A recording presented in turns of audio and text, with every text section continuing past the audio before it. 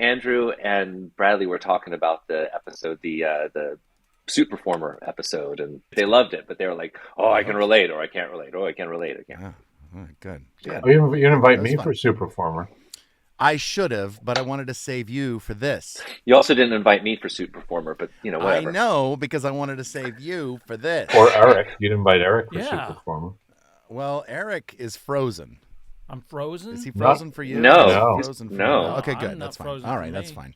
Am I still frozen for you? You are, but it'll Can be you it'll hear be me? fine, and I can. Are you What do I echoing? look like? How am I You're frozen? not echoing. You're looking at your missing arm. That's from like 2 years ago. Sis, look, hey, I got some questions, but this can go kind of any way that it. Wait, we're wants to recording go. already? Wait, are we? I'm have recording. We started? So this was great, Maddie. I think the fans are going to love thanks this. so much. I You really were are. awesome to have us. This will be our cold open, and then we'll cut to the theme. Okay. If you want to be in the know about how we put together our little show, if you like to hear the puppeteers and play the characters that you cheer, so join us as we go below the frame.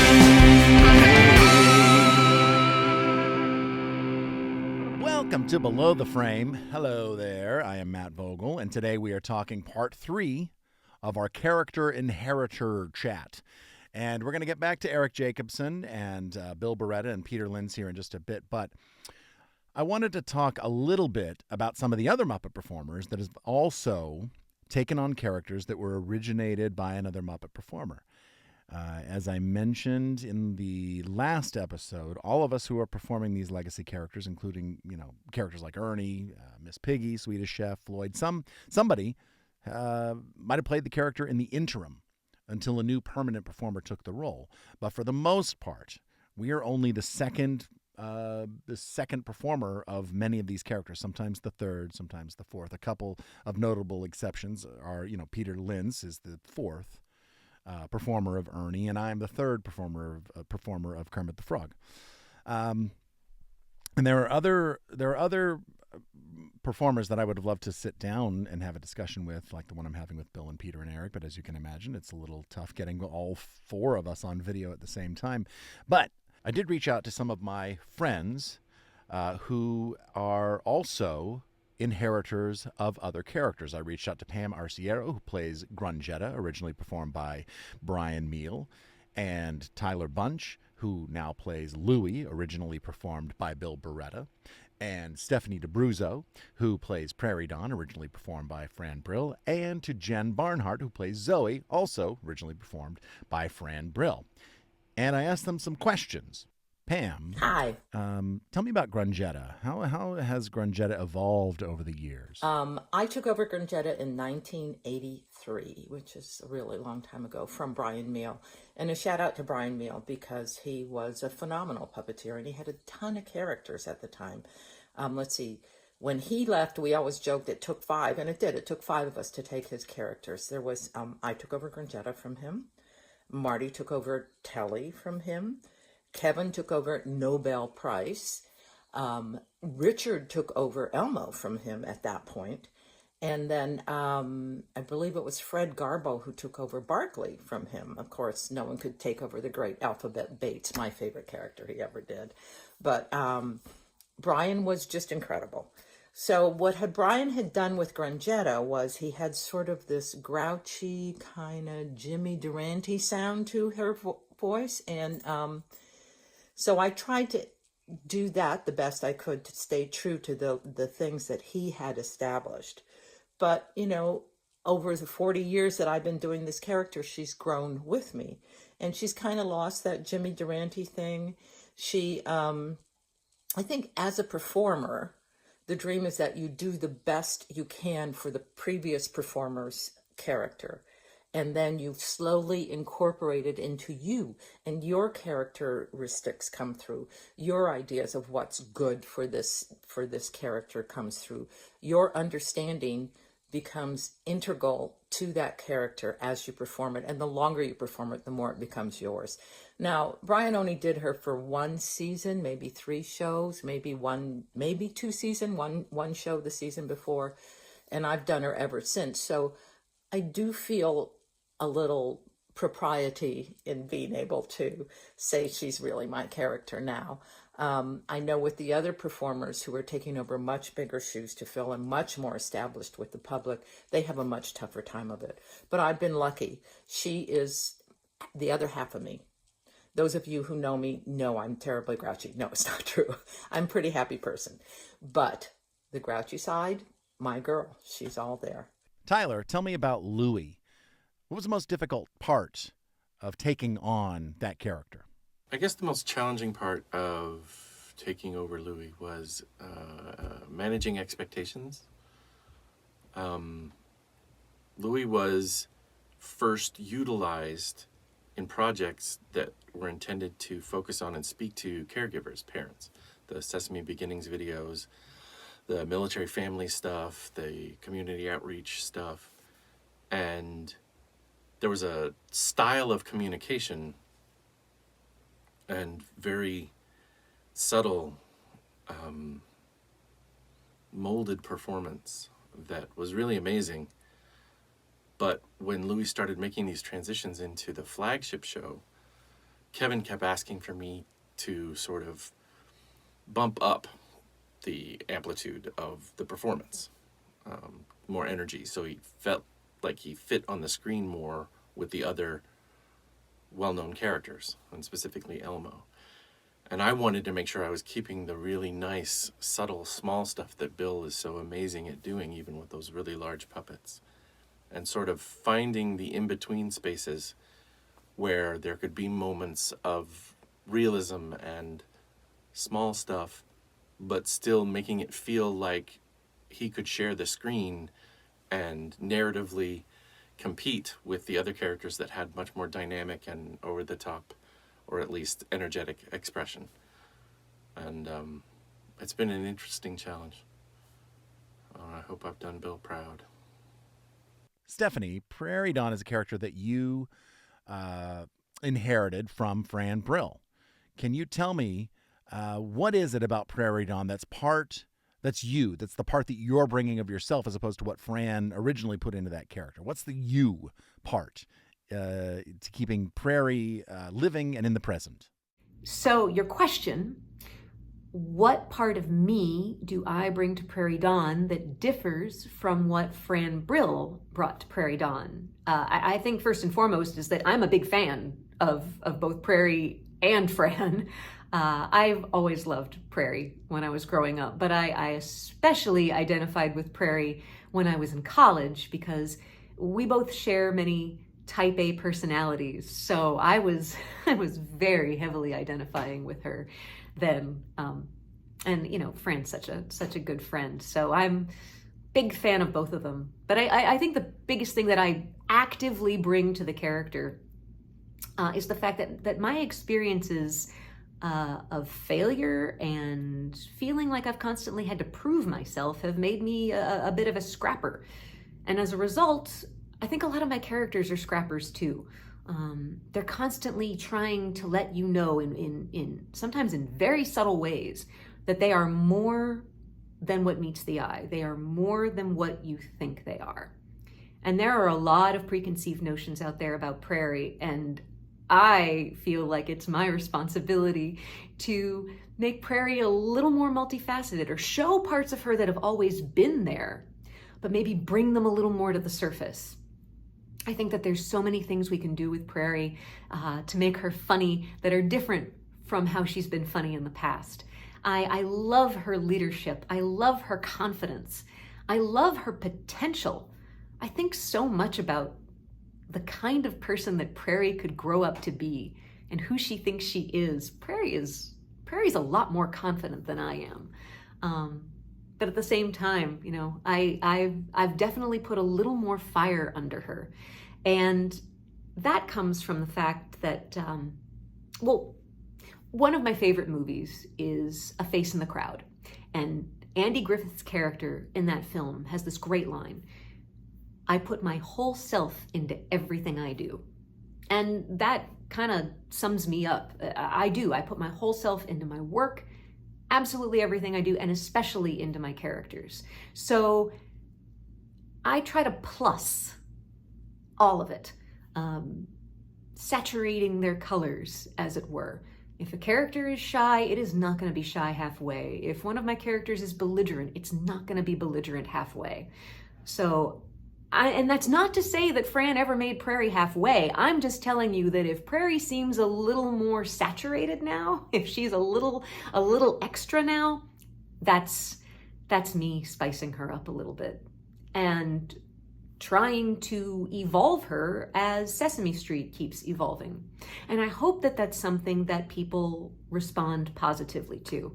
Because quite frankly, I don't know how to be any other way. It's just who I am.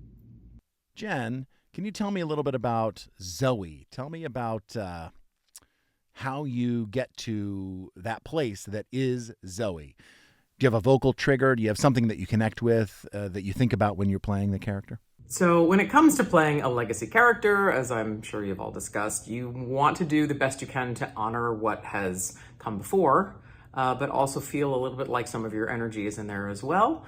And in terms of me trying to replicate Zoe's voice to the best of my ability, I do not have the vocal architecture that the brilliant Fran Brill does. So my Zoe was always going to be a little deeper. It's just the way the pipes came.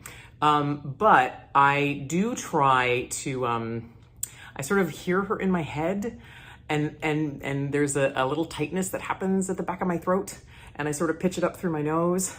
And I don't really have a key phrase for her. Fortunately, the laugh is a hook for me, so knowing that I can just do the little and there she is. I mean, it's a little squeaky with me. It's a little closed off, but I can't get quite as high as Fran did. So, but to try to keep her young, I try to breathe through my mouth a lot and a lot in sentences. At least I try to, but sometimes in the course of performing, that doesn't always happen. But those are some of the things that I do to try to sort of hook into Zoe's vocal qualities when I'm performing her. So there you go. Thank you to Jen Barnhart, Stephanie DeBruzzo, Tyler Bunch, and Pam Arciero, other Muppet performers who have inherited characters from another performer. Okay, so now let's jump back in to my conversation with Bill Barretta, Peter Linz, and Eric Jacobson, and we are going to pick it up. We're talking about how the editing of the Muppets is really, really important. And Bill, take it away. Yeah, on the last series, for example, we had editors that had never edited Muppets, and great editors, but only work right with people up to that. And so you can get away with certain things you can with people that you can't with puppets, and vice versa. So I was always the guy who was like, is there another take where he's actually looking in the right place? Even though it sounds funny and the line was great, and the timing was right, can we find that take where we think we got all of it, And so there's a lot of that happens because it is important, I think, to making jokes work, timing, all of that stuff that we all believe in. So, yeah, it's tricky. And then sometimes lip sync isn't great, but the performance is great on the whole, where the whole scene where everybody's good, but one of us, for whatever reason, was picking our nose and weren't doing the right thing. Can't multitask. Yeah, right. Yeah. Yeah. But then that wins. Like that better take, the overall better take would win. Just collaborative effort wins. Everything is best. Sure. Yeah. Do you guys notice this? And this has happened for years now, but in regular acting, when they're editing things and they've got two cameras and they clearly have like a wide shot and then they've got like a close up that's like off to the side, and they'll cut in that weird shot where the person's just like looking over here talking to the main camera, but they cut over to this weird angle over here that feels so like it's awkward and odd, and I always feel like, why? When I see that with a puppet, I want to say like, well, you can't do that because it doesn't work. But does it ever hit anybody in a weird way? I'm like, why do they have to cut to that stupid shot over there? Oh yeah, probably because something happened in that take. In the probably wide, a timing thing, and they cut it out. Yeah, but I think drives me over crazy. But they started doing that a long time ago now. Yeah. Oh yeah. And I think many years. I think now probably people have forgotten like the reason why it was first used to cover up like some bad, like a dropped line or something, and they had to do another take. Yeah. And it was the only way they could edit it was to have a camera off to the side. But now it's a stylistic choice that I think is made. And it may work for humans, but it does not. It doesn't work for Muppets. No, for sure, because it just looks awkward. And because our eyes can't go like that. Yeah. You know, you can't do that. So you can't get away with extreme angles as you can with people. Well, and as we always say, like a person will always look like a human being from any angle you shoot them. We hope. They'll look alive. They'll look alive at least. They look alive. And at a the very puppet least. won't necessarily look alive from every angle. Yeah. And if we're not seeing the shot, then they can look like their neck is just slightly broken. Or, or they're just a little spaced out. Right.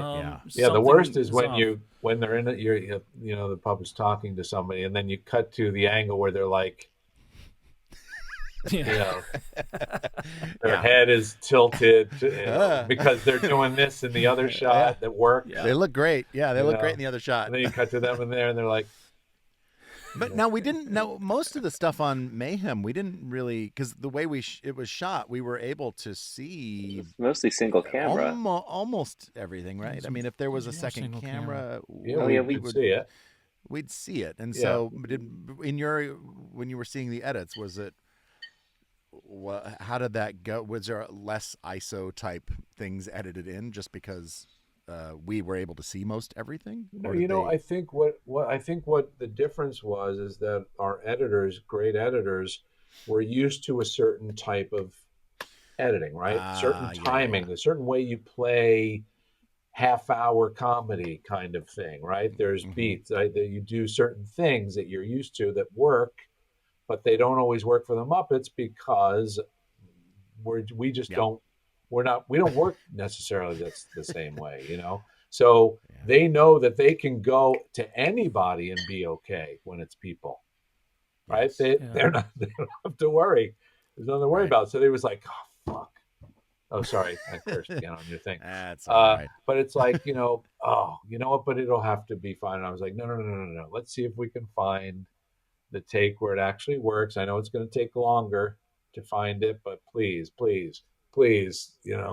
can we find the ones that really work? And we tried the best we could. I mean, obviously some stuff doesn't. It still gets in there, but try. Yeah, we do, and we do that on Sesame Street too. I mean, we do that live. We do a live, cut. Right? So you're supposed to. That's supposed to be the thing that is the edit, but it isn't always for whatever reason. And sometimes it's, an editor, and our editors on Sesame are great, and they've certainly, and again, there's like a learning curve. Back when, several years ago, a bunch of shows got out that hadn't been looked at by me, because it was before I was given the task of but it's still your fault. It's still your fault. It is. Well, sure. And so there were some really bad ISOs in the shots because the editors didn't know they were new people. They came in and they it was just one of the things that got lost along the way. Isolated shots. Thank you. Yes, isolated shots. So that the performers aren't seeing.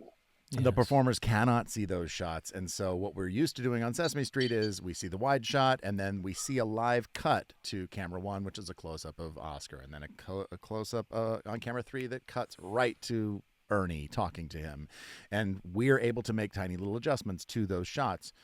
But when that doesn't happen, or when an editor comes in and just thinks that they can throw any shot in, like you said, Bill, and it doesn't work. It will not work. So can I say one little thing? Just sorry about editing again. One more editing thing is in our case, at least on Muppets Mayhem, what I always asked them to do was, if there are humans and Muppets in a scene, shoot the humans close-ups first, because we don't need to really see them. We don't have to worry about them, and then come to us, because then it gives us a chance to focus on both, right? Or two singles, or a wide and a single, or a two shot and a single.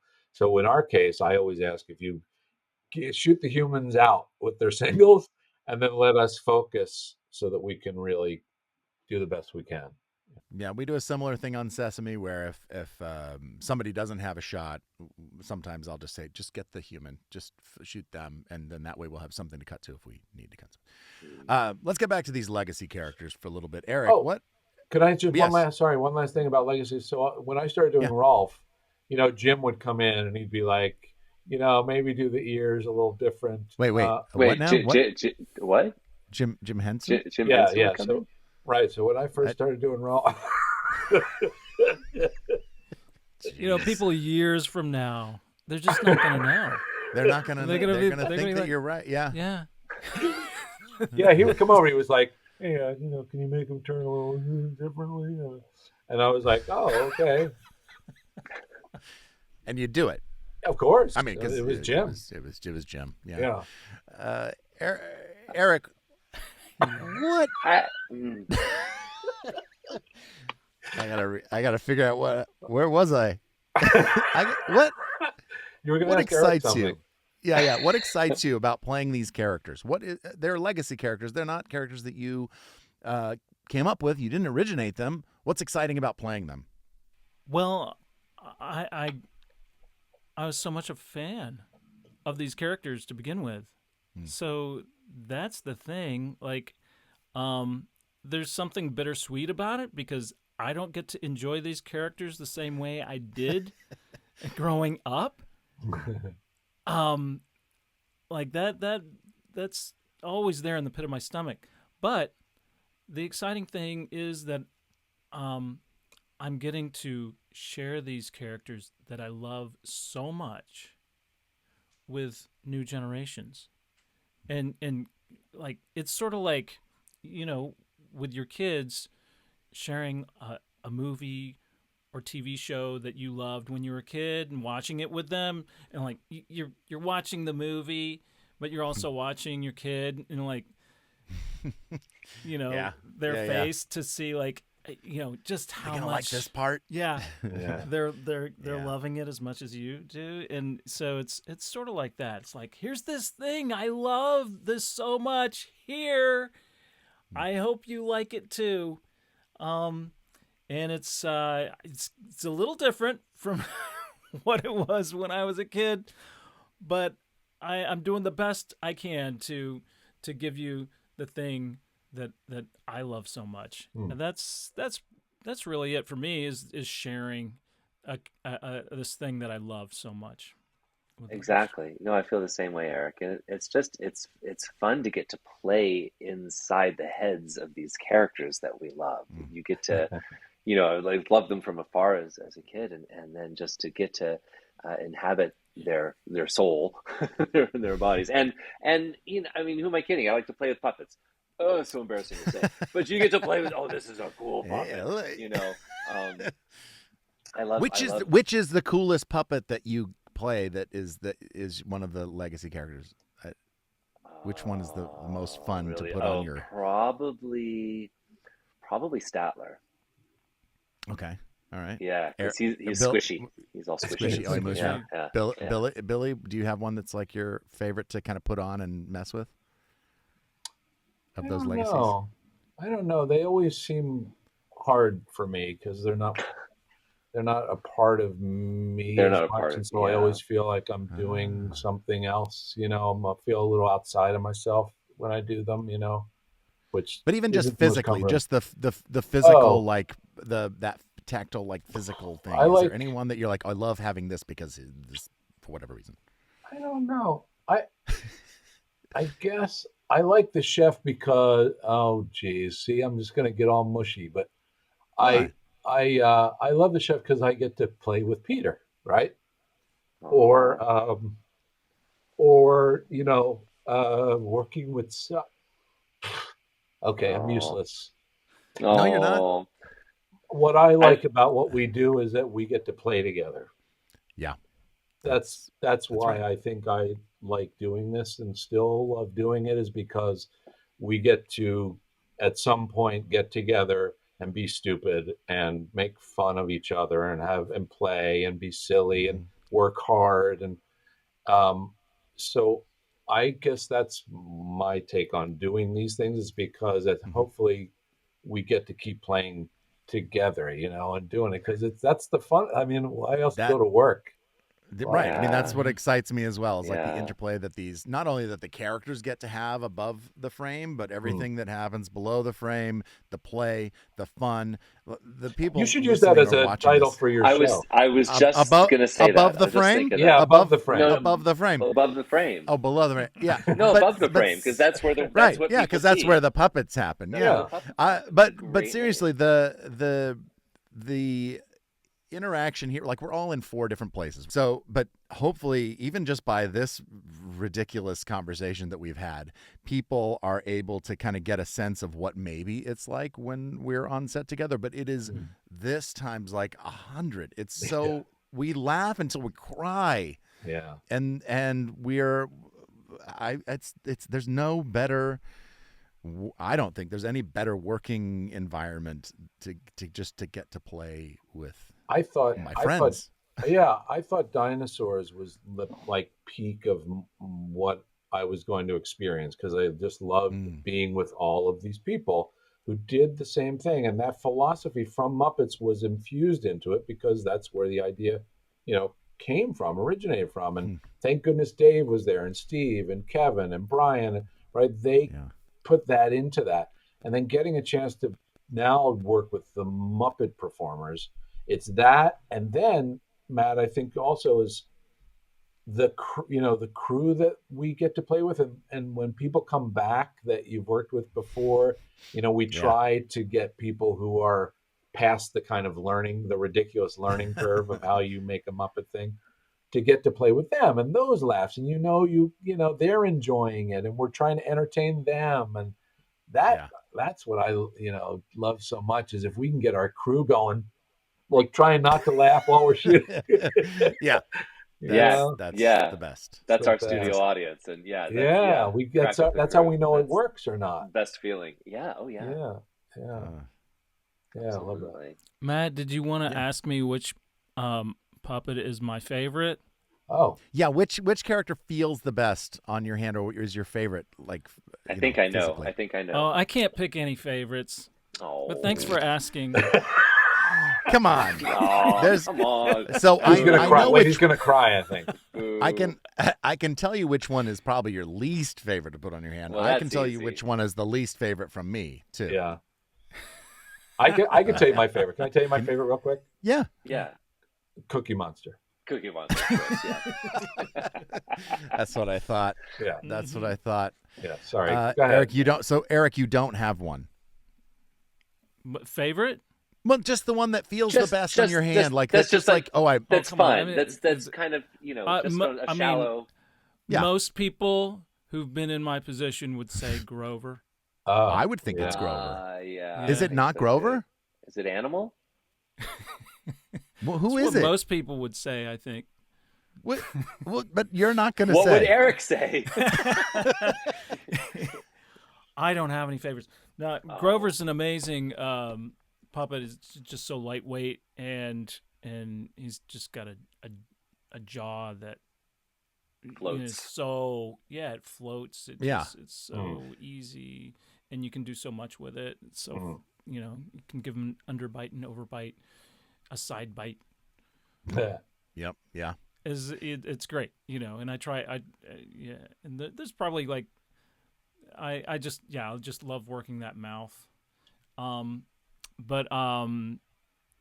And he's lightweight.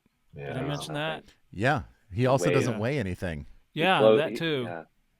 Yeah. And that figures in, to all these puppets that we put over our heads. They can get heavy after a while. Yeah. You know, you ask anybody to that's put true. their arms over their heads without anything, without holding anything, and most people can't do it for very long. But yeah. So there's some puppets that are lighter than others. Well, I'll Yeah. say. Yeah, and just to be clear, I'm not saying like pick your favorite character. Yeah, it's Right. not that. Because I No. think we've talked about that's difficult to do. Yeah, yeah. because Or they- least they- favorite. What? Or least favorite. Or Least favorite. Oh, yeah, favorite. it's hard to Yeah. pick those because, I mean, we all love the characters we play. I think we all No. have As an a affinity as for a the characters puppet we play. though, Grover is pretty primo. Yeah. Yeah, Yeah, he is. Absolutely. He Such a is. great. I mean, this wouldn't be a legacy character or one that I picked up from somebody else, but Pepe is probably the most, comfortable, easiest to manipulate and play with and put in places. And Yeah. not feel like I've got to, hold him up forever, and is not as challenging as Bill, that's a another Carl show. or something. Yeah, but he's. That's But another I will episode, say Bill. about Pepe though is that this is off topic, but since you brought it up, I mean he's a musical instrument, and if you're not used to playing that instrument, he is really challenging because you Yeah. have so many. I know for you, Bill, Yeah. it's second nature Oh, because wow. you've been performing him from the beginning, and he's just you and he are one and the same with that hand, but putting him on and the different things, the up and the down, and the mouth and the left, right, and all that. It's not easy. Huh. You make it look easy, which is part of the magic. I of get that Pepe. though, and I think that probably applies to all of us, right? In different things, we think, Yeah. we go in there and you're like, wait a minute, what? How does Sam this? Eagle's eyes do that? What? How do I do that? Yeah. Yeah. Yeah. If somebody can actually tell me how Sam Eagle's eyes work They're CG. after the show, I'd appreciate it. Yeah, I think they're CG. Okay.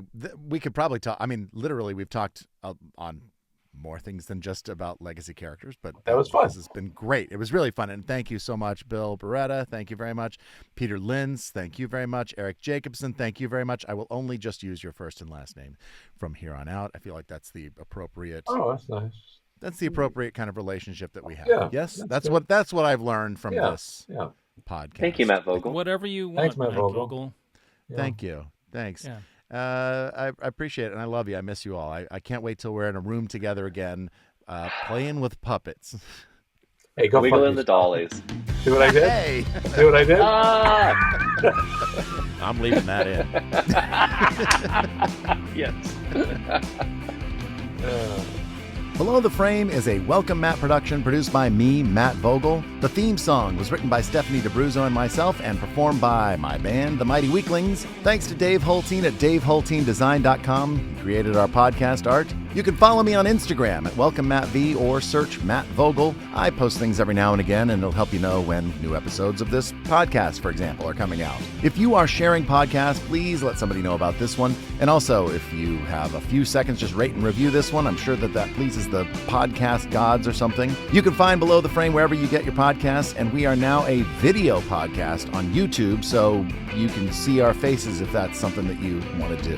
Thanks everybody out there for listening. I am Matt Vogel, and we will see you next time when we go Below the Frame. Go below the frame.